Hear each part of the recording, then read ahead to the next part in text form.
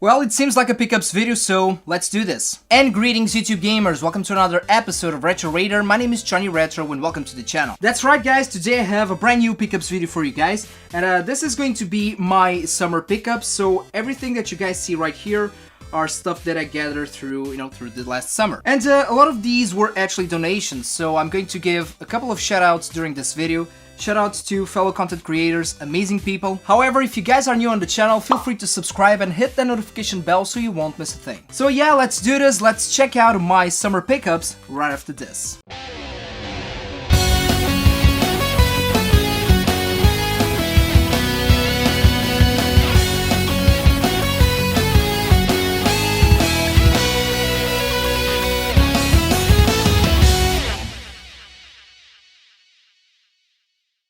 Okay, so my first pick, and this was actually a donation, and I'm wearing it, is this awesome t-shirt, I hope that you guys can see, from Retros 2. Very cool t-shirt. I don't know if Gilles is going to put these available for you guys, but just follow his channel, link in the description box below. And Gilles also got me this. This is very cool.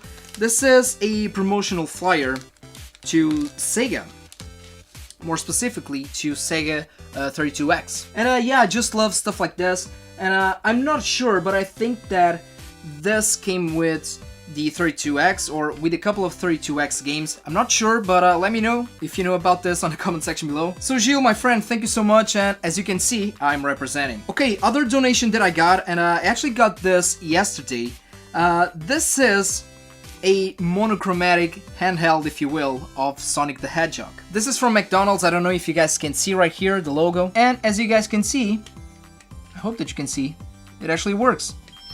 Right there. This donation was from my fellow friend, João Correia, a fellow YouTuber. Again, guys, link in the description box below. And yeah, João stopped by my store. We hang out, we got a couple of coffee, and he gave me this awesome gift. My friend, I will treasure this. It's going to have a highlight spot on my Sega collection. You can bet on it. Now, last but not least, I got these couple of donations from my fellow friend, Mr. NES. And yeah, as you can tell by the name, this guy is a huge NES fan. And I'll dare to say that his collection is probably the biggest NES collection here in Portugal. I think that this guy is only missing one PAL game, and that is Stadium Events. Of course, it is a rare game, very expensive, but let me tell you guys, for a PAL set, Stadium Events is not the rarest one. The American or the NTSC Stadium Events is rarer than the PAL version. Which means that this guy has a crazy collection, believe me. And yeah, this is what he gave me. As you guys know, I'm a huge sucker for these bootleg multi-cards. And he gave me a couple of them for the Game Boy Color. I also got another one right here. And this actually came in a cardboard box, as you can see. A little bit of artwork on the back. And yeah, it says Street Fighter 2, Pokemon, and 2000 plus games in one, but actually it only has one game on it. So technically it is not a multi-card, but still I love this sort of stuff. And last but not least, he also gave me this 38-in-1 multi-card for the Game Boy Advance. And yeah, I mean, I'm a huge sucker for these. I love bootleg multi-cards, especially for the Game Boy. I have a bunch of these. And he also sent me some nice words on a Mr. NES card, and it says, "My friend, hope you enjoyed, have fun and game a lot, best regards, Mr. NES." My friend, once again, thank you so much. I love this card right here. I mean, this sort of stuff, it really means a lot for me, so thank you so much for all of your support. And guys, I will leave the link of the Facebook page of Mr. NES, again, in the description box below. Okay, now, this is something that came in my store, and as you guys know, I work at an antique shop. And we also have a couple of retro video games there, a retro video game section. And a couple of weeks ago we got a big bundle of PS1 games. And I always like to sell my stuff, 100% complete with the manuals, etc. But I kinda cheated a little bit on this one because inside in one of those games, I really don't remember which one was it. As a matter of fact, I think that I already sold that game. But what's this? This promotional flyer again. This was inside of a game, and yeah, we have a couple of hardware for the original PlayStation, add-ons. We also have PlayStation 1 games like releases or future releases at that time. And yeah, I took this one for me. I'm going to be totally honest, I took this for my collection because I love this sort of stuff. You know, this is a little bit or a piece of gaming history for me. And I'm not saying that these are crazy rare or anything like that, but you don't find these very often. And I'm not saying that they are expensive, nor anything like that. But yeah, this is the sort of stuff that, as a collector, I like to preserve because, like I said, for me, it truly is a little bit of gaming history. So, next, I got a couple of stuff from a retro gaming store here in Lisbon. A store called Mr. Zombie. And here is the card right here, very cool logo. And the owner of the store, João, again, link in the description box below for the Mr. Zombie Facebook page and website. And yeah, this guy, the owner, was super cool. I had met him before in a gaming convention, but this was actually the first time that I went to the store. And I got a couple of games for dirt cheap, and he also donated me a couple of other games. More specifically, Famicom games. And let me tell you guys, I'm fairly new at the Famicom. These were actually my first Famicom picks ever. And yeah, we were talking, actually I got another Famicom game from him that I purchased. This is an RPG, but I will show you this one later after these ones, because, you know, we were talking and I said to him that I loved RPGs, and I was looking for a couple of exclusives, both on the Famicom and Super Famicom. And he told me, well, if you like Famicom, if you like RPGs, I have a couple of them that I want to get to you. Now, I have a couple of notes here, because I'm going to butcher a couple of these names. And yeah, so the first one, this is called Bakushon Jinsei Geginshon. Yeah, I have a good Japanese, as you guys can see. And it's this baby right here. Now, this one is not an RPG. It's actually a board game, if you will.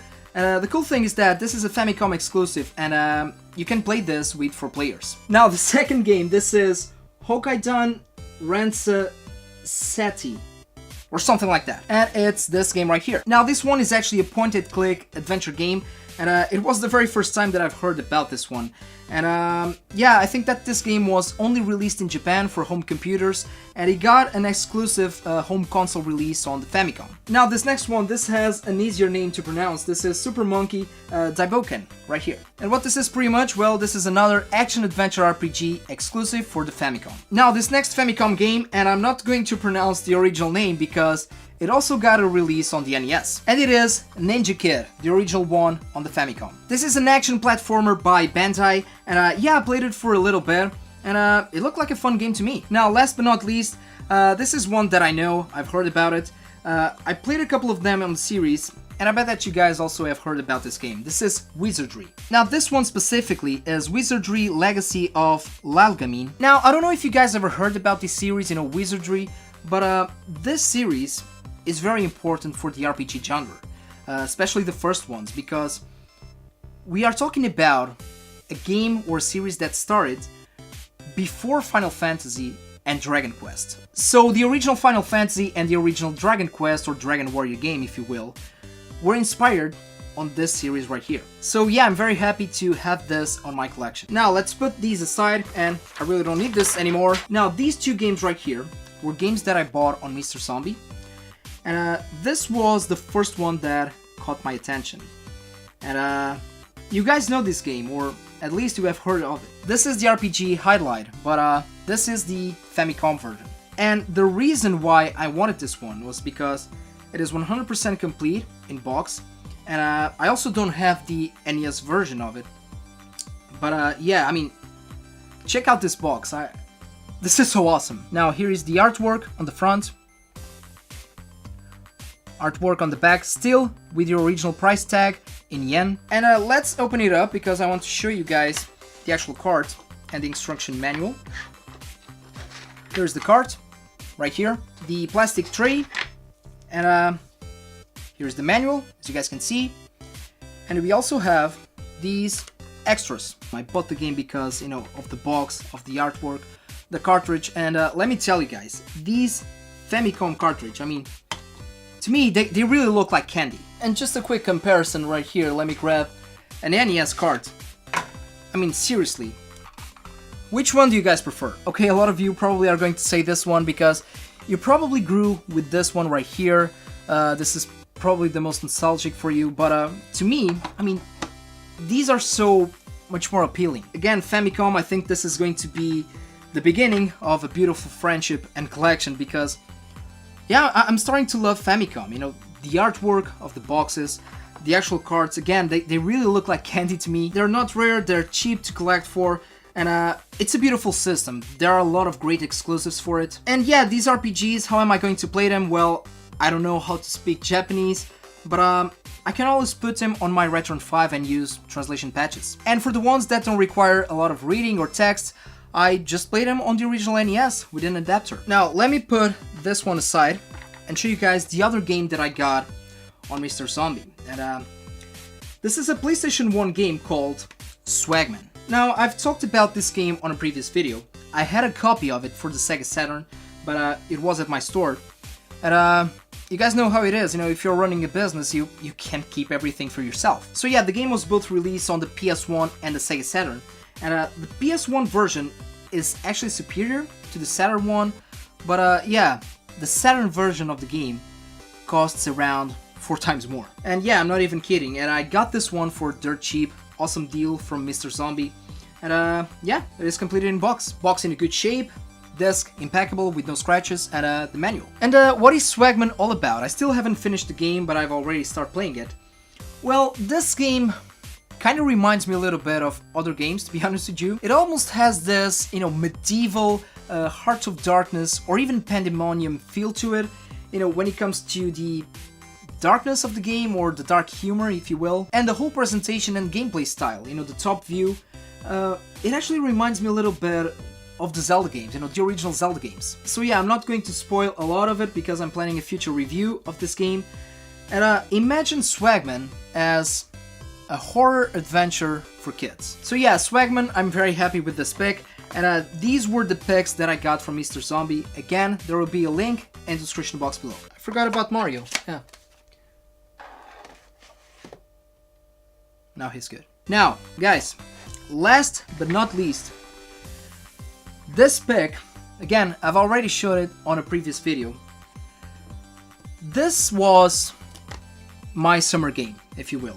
Or summer games, because I'm talking about Shenmue 1 and 2 Remaster. This was my first time playing these games, and I'm not going to talk a lot about it because I'm definitely going to make a video about Shenmue.